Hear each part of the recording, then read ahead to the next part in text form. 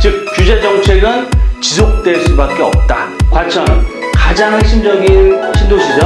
입지 강남권입니다. 강남권을 필두로 한 15억 이상 고가 아파트 대출 안 나오죠. 초기 재개발, 재건축이 아니고요. 초기 재개발, 이제 시작하는 지역의 재개발, 지분 투자하는 것도 상당히 좋은 투자 방법이 될 수 있다. 왜? 시청자 여러분 안녕하십니까. 박영원의 돈 되는 부동산 투자 드림타워 투자자문 대표 박영원입니다. 제가 오늘은 8.5 총선 이후에 부동산 시장은 이렇게 된다라는 내용을 준비를 했습니다. 총선 결과 여당이 압승을 함으로 해서 부동산 시장이 어떻게 흘러갈지 알아보는 시간 갖겠습니다. 본격적인 방송을 보시기 앞서서 구독과 알람 설정 꼭 해주시고요. 방송이 끝나면 좋아요까지 꼭 눌러주시기 바라겠습니다.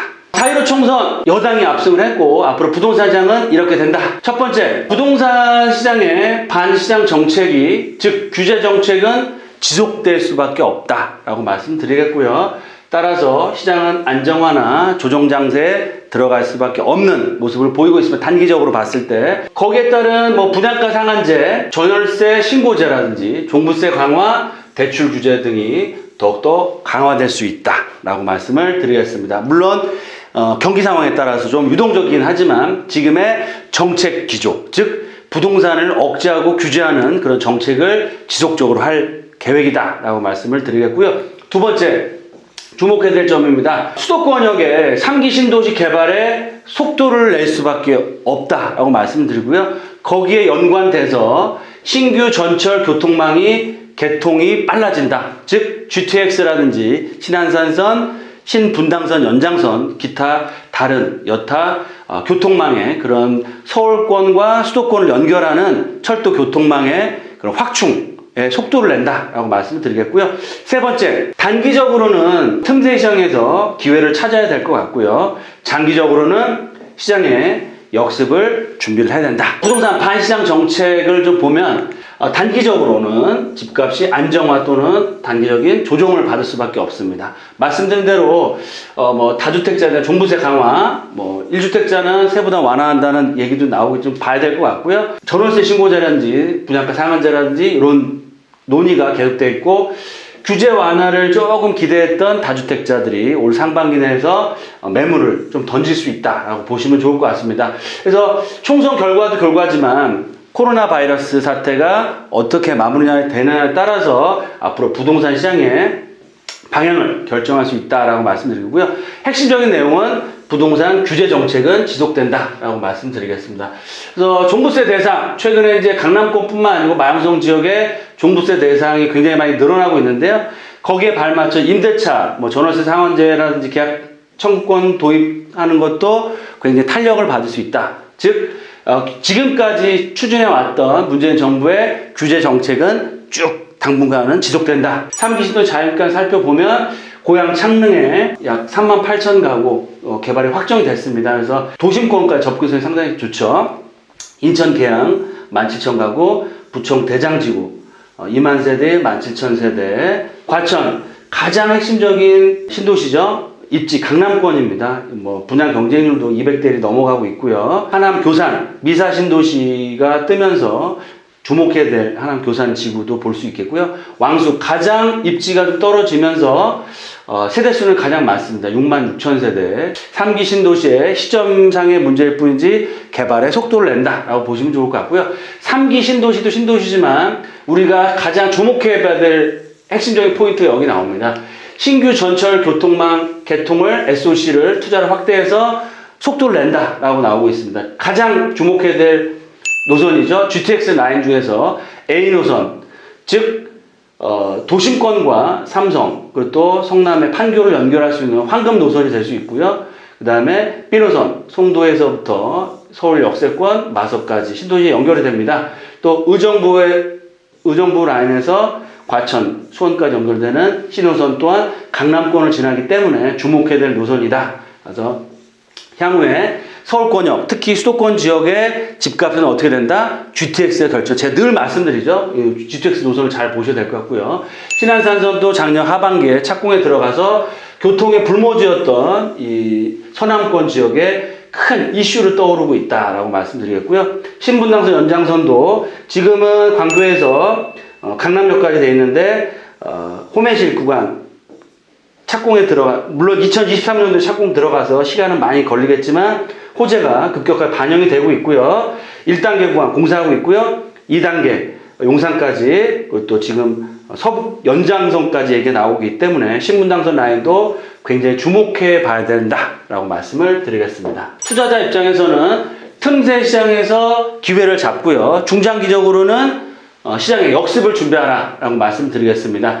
강남권을 필두로 한 15억 이상 고가 아파트 대출 안 나오죠. 특히 재건축 직격탄을 맞고 있습니다. 그래서 당분간 재건축 아파트 투자는 잘 보시고 관망을 좀 하시고 투자하시는 게 좋을 것 같고요. 투자 타이밍을 보시면서 투자하셔도 될 것 같습니다. 고가 아파트 시장은 당분간 관망세로 좀 보시는 게 좋지 않을까라고 말씀을 드리겠고요. 두 번째, 입지가 뛰어난 신규 청약시장은 코로나 위기에도 불구하고 청약 경쟁률이 굉장히 높게 형성되고 있습니다. 로또 분양이라고 하죠. 차후에 또 분양가 상한제까지 실시가 된다고 했을 때는 이 로또 청약 단지가 계속해서 나올 가능성이 큽니다. 따라서 청약 가점이 높으신 분들, 무주택자분들은 청약시장 적극적으로 청약을 해보시는 것도 좋은 방법이다. 하지만 특별 공급이나 아니면 청약 가점이 높은 분들에 해당되는 얘기고요. 그렇지 않은 분들은 좀 무주택자나 이런 가점이 안 되신 분들은 본인의 투자 금액이나 투자 지역들을 선정을 하셔서 이번 기회에 무주택자를 탈출하는 기회로 삼으시면 좋을 것 같고요. 신규 전철 개통되는 역세권 신축 아파트가 앞으로도 대장주가 될 수밖에 없습니다. 이런 지역 자체가 이런 신규 역세권 택지개발지구나 도심권역의 신축 아파트가 최고의 투자처가 될 수 있다라고 말씀드리겠고요. 마지막으로는 시장의 역습을 생각해 봐야 됩니다. 내년 이후에 서울권역의 아파트 공급 급감합니다. 올해는 5천 세대가 입주하지만 내년에는 2만 세대 미만, 내후년에는 1만 세대 가까이 계속적으로 줄어들고요. 지금 정부나 서울시에서 재건축이나 재개발을 촉진하고 있나요? 규제를 하고 있나요?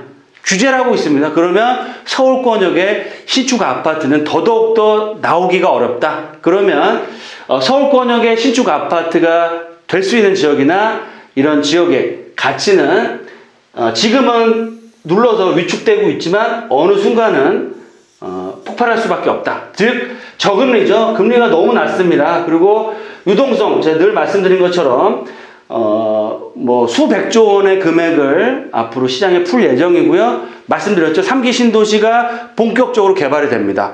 올해, 내년, 후년에 약 30조에서 40조 규모의 토지 보상 금액이 풀리면 그 토지 보상 금액이 어디로 갈까요? 주식시장으로 갈까요? 어디로 갈까요? 거의 다 다시 부동산으로 올 수밖에 없고 저금리와 유동성이 응축이 되고 있습니다. 이 힘이 뭉쳐지고 있죠. 그래서 시간이 되면 폭발할 수 있는 가능성이 상당히 높다. 따라서 투자 포인트 세 가지 핵심적인 말씀을 드리면 저금리 시대입니다. 도심권이나 동남권 지역의 역세권역의 소형주택이나 오피스텔에 이 유동자금이 몰릴 수밖에 없습니다. 어디로 몰리느냐? 도심권역이나 동남권 쪽에 이슈가 있는 지역에 이런 소형 원룸이나 1.5룸, 2룸 사이즈의 소형주택 또는 아파트나 아니면 오피스텔로 이 투자 자금이 몰려들 수밖에 없다. 왜? 저금리니까. 하지만 이 상가라든지 이런 수익형 부동산은 리스크가 너무 크죠. 온라인 시장 쪽으로 가기 때문에 상가라든지 수익형 부동산보다는 주거용 오피스텔이나 소형주택에 몰려들 수 있다라고 말씀드리겠고요. 공급 부족 말씀드렸죠. 서울권역에 입지가 뛰어난 초기 재개발, 재건축이 아니고요. 초기 재개발, 이제 시작하는 지역에 재개발, 지분 투자하는 것도 상당히 좋은 투자 방법이 될 수 있다. 왜? 중장기적인 측면에서 은행에 1, 2억 넣어놓으시는 게 아니고요. 1, 2억 정도의 소액으로 해서 향후에 개발이 돼서 역세권 브랜드 대단지 아파트 단지가 될 수 있는 지역이 틈새 시장이 될 수 있다라고 말씀드리겠고요. 세 번째, 가격이 조정받거나 안정화 시에는 입지가 뛰어난 지역의 신규 청약이나 상급지로 무주택자분들은 이번 기회에 주택을 매입할 기회가 될 수 있고요. 1주택자분들은 더 나은 상급지로 갈아타게 하는 그런 또 타이밍이 될 수 있다. 네, 이렇게 해서 4.15 총선 이후에 부동산 시장 현 시점에서 리스크를 줄이고 가장 큰 수익을 얻어갈 수 있는 종목은 뭐냐? 서울권역에 입지가 뛰어난 지역의 역세권, 향후 개발이 될 수 있는 지역에 투자하는 것이 가장 큰 수익을 얻어갈 수 있는 투자 방법이다라고 말씀을 드리겠습니다. 저희 회사에서 매주 또 특강을 하고 있습니다.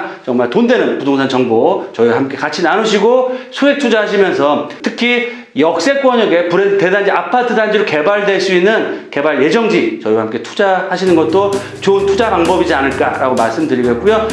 돈보다 소중한 건 뭐다? 건강입니다. 늘 건강 잘 챙기시고 하시는 일 잘 될 수 있도록 기원 드리면서 다음 방송과 특강 시간에 만나 뵐 수 있도록 하겠습니다. 감사합니다.